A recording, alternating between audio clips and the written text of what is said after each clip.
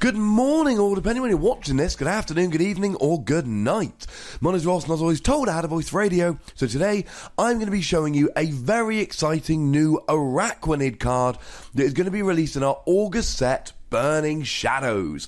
Now, we had a water Araquanid in Sun and Moon, so it's only fair that being a water bug type in the game, that we get a grass type now, and we do. And being a grass type gives it many advantages. You can use Forest of Giant Plants to evolve that stage 1 up straight away. You can use the Lurantis promo, which will allow all your grass and fire Pokemon to do an extra 20 damage. And it means you can combine it with things like Vileplume to block item cards while you attack. Lurantis, which of course can use its Flower Supply attack to get the energy on Araquanid nice and early. Or Decidueye, who can drop damage around the field using Feather Arrow as you attack with Araquanid. Now 100 HP is fairly standard for a non-GX stage 1. 1 retreat cost is good, and fire weakness is annoying because of Volcanion. But it's also annoying because it doesn't make very much sense here. In the video game Sun and Moon, Araquanid is one of my very favourite Pokemon. It has been on my team pretty much since the beginning, and part of the reason is the ability Water Bubble, which lowers the power of fire-type moves, hence the ability of the Araquanid from Sun and Moon. It stops Araquanid being able to get a burn, and it doubles the power of water-type moves, i.e. it just wrecks fire Pokemon. It will one-hit KO fire Pokemon like Araquanid who use Protect, and it really doesn't take much damage from fire Pokemon. Plus, of course, it is literally made of water. So I know it's a grass Pokemon, and grass Pokemon in the Pokemon trading card game are generally weak to fire, but really, this makes very, very little sense, ladies and gentlemen, and it's a little bit weird and a little bit annoying for those of us that play the video game a lot. Hey ho, I've made my thoughts clear, let's move on to the attacks. Bubble Net.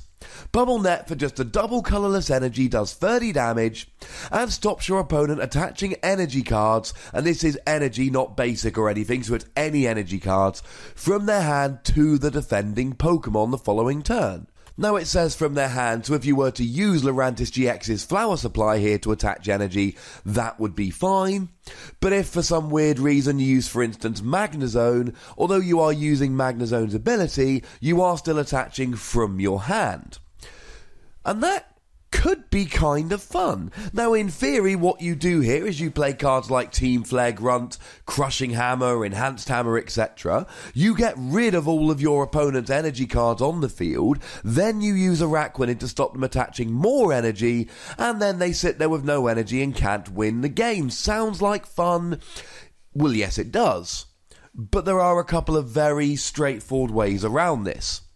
First of all, you can just use Pokemon Ranger. This is an effect on the player and therefore will be turned off by Pokemon Ranger. But more importantly than that, Araquanid only stops you attaching energy to the defending Pokemon, the Pokemon that was hit with this attack.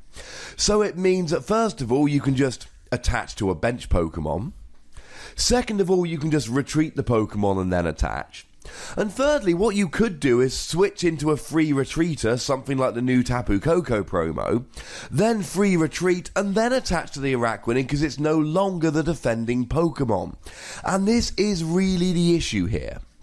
If this stopped you attaching energy anywhere on the field, it would be absolutely amazing. It would mean that your opponent would have to play a Pokemon Ranger, or they just wouldn't be able to attach energy. And that would be superb. But as it is, it only stops them attaching to the defending Pokemon. And between Pokemon Ranger, retreating, and just attaching to the bench, there are way too many ways here for your opponent to attach energy anyway, despite the fact that you have attacked with Araquanid. And that, I think, is the big problem here. It is just for a double colourless energy, which is really, really nice. But as it is, it's just a little bit clunky. Now, I mentioned back at the beginning of the video that you could, due to the common grass typing, combine Araquanid with Vileplume. And this is where I think we have the longest legs here. Because Vileplume really stops your opponent playing items. So cards like Switch and Escape Rope that they might be using to get out of the active is not being used anymore. Cards like Floatstone they might be using to retreat are no longer being used. So I think in a Vileplume deck, Araquanid could have a lot more utility. Your opponent could still attach to the bench. Your opponent could still retreat the active. But when you turn off cards like Switch, Escape Rope and Floatstone, it means that your opponent is less likely to be able to get the active out of the active. And they can pile up energy on the bench, but they're still giving you a free KO on the active. They're still giving you turns to continue to set up, although they've also got turns to continue to set up. And it means that you could have a lot more fun with this one here. Although, of course, if you're using Vileplume, then you're running yourself out of items like Crushing Hammer and Enhanced Hammer, etc. So there is some fun to be had here, and I think with Vileplume it could be a fun little utility attack or a good little tech, but make no mistake about it, this is a really fun attack with a really fun effect, and it may well be broken at some point in the future, but at the moment with the cards we have, I think the best use for it is Vileplume, and I don't necessarily know if it's the best possible use for it. I cross my fingers we get something good in the future. Now we also have an attack here. For a grass double colourless, you get to do a flat 80 damage. And this is quite good. 80 damage will be enough to one-hit KO grass weak Pokemon that are not EXs or GXs. Think something, for instance, like Greninja.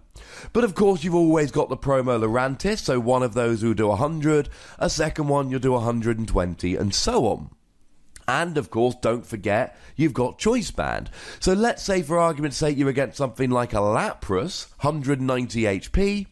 All you need is either one Promo Lurantis to do a total of 200 damage, or one Choice Band to do a total of 220 damage, and then you've got the one-hit KO, and that's really, really nice. And let's not forget, of course, that this Araquanid is a non-GX. Which means you're only giving up one prize when you get KO'd. Now, I believe it was in yesterday's video I profiled Lurantis, and I told you why Lurantis was looking like the best new deck in the format.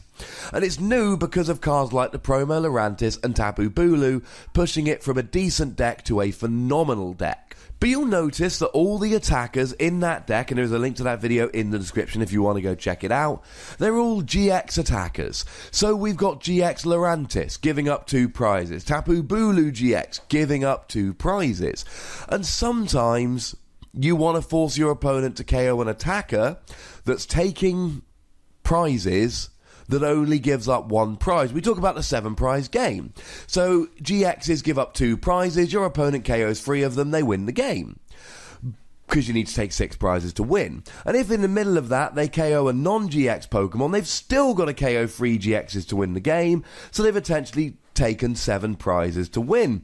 And your Promo Lurantis could be KO'd, but your opponent can just ignore that and take out your attackers.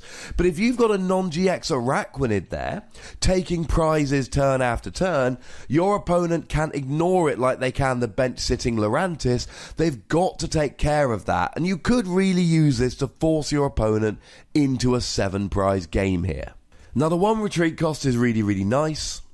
The attack 80 for free energy is a teeny bit underpowered, but the combination of both Lurantis GX and double colourless energy make it much more viable. I love the first attack. I dearly love the first attack. But then you run into this ridiculous issue that it's just so many different ways around it, from Pokemon Ranger to retreating to just attaching to the bench, that I don't know if I can really endorse this attack. It is a decent attacker, just with a second attack, and I love the first attack, I really do. There is a lot of mileage in it, and I think some very creative people are going to make some very creative decks taking advantage of this. But I think as it stands at the moment, it's just too much of a clunky card. It's a stage 1, the second attack's a bit too expensive, the first attack is a bit too specialised, and there's too many ways around it. I'm going to have to give Araquanid 2 Wassies. I don't want to give him 2 Wassies, ladies and gentlemen. I want to give him more, like I said. He is one of my favourite new Pokemon in Sun and Moon, but as it stands at the moment, this card is just not good enough, and I'm still slightly perturbed by the weakness to Grass. Now, you know the deal. There is a comment section. Go nuts, be nice. There are buttons to both like this video and subscribe to this channel. Please use them both. It will make me happy. You can follow me on Twitter at @TheWassie, and the most important thing as always is to look after yourselves until next time. Thank you very much for watching. My name's Ross, and you've been watching PTCG Radio.